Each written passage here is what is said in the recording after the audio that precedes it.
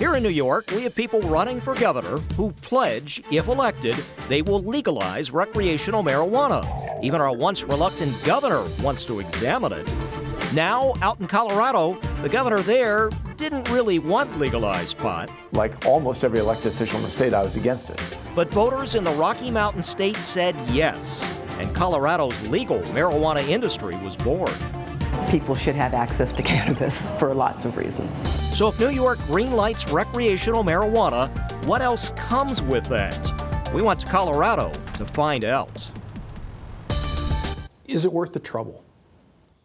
I don't know if I'd say it's worth the trouble. Colorado Governor John Hickenlooper was originally against legalizing recreational pot in his state. No one had ever taxed it, set up a whole regulatory framework.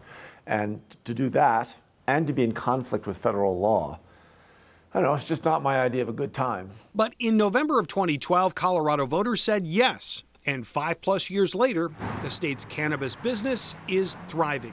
Example, Denver's Antique Road District, where you will find a number of pot dispensaries. We have about a $1.5 billion marijuana industry in Colorado. We'll get deeper into the marijuana profits and taxes tomorrow. Now, in the beginning, Hickenlooper had concerns about how legal cannabis might change Colorado.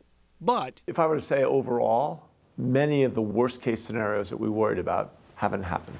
Among the concerns, that if you make recreational pot legal, you just wind up with more pot users, especially young underage users. Not true, says Dr. Larry Wolk, Executive Director of the Colorado Department of Public Health. When people think about legalization, they think about starting from zero.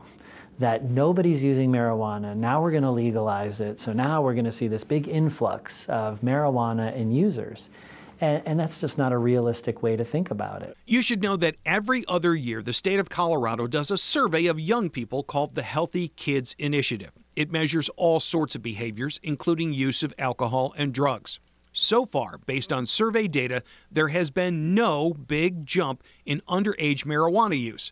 Before Colorado legalized pot, 1 in 5 teens admitted to marijuana use. After legalization, same thing.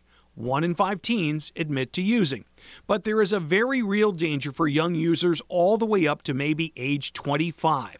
The pot being legally sold in Colorado and elsewhere is much more potent. And almost every brain scientist I've talked to thinks that if your brain's rapidly growing and you take even just once a week this high THC marijuana, you run a very serious risk that you'll lose a sliver of your long-term memory, which is in essence your IQ. Is it an oversimplification to say that you can smoke yourself stupid? No, I think what we see is that you can smoke yourself stupid, and the marijuana that's circulating today is far different than the marijuana that I was exposed to when I was growing up. And Colorado is doing a massive public education project on the dangers of marijuana use to young people aged 25 and under.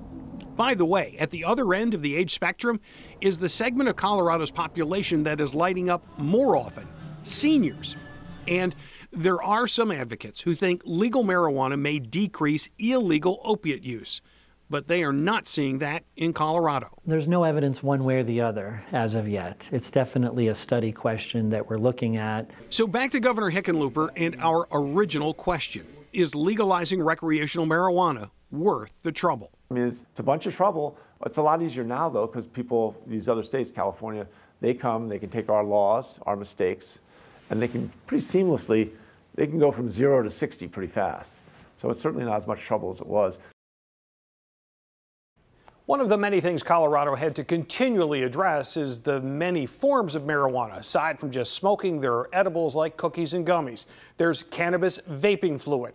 A nasal spray is being developed. Also, pot-infused beers are being introduced. And the job of regulating all of that falls to Colorado state government. We'll have more on that and the money marijuana might bring into New York if it's legalized here. That's tomorrow at 6. Reporting in studio tonight, Steve Brown, Channel 2 News.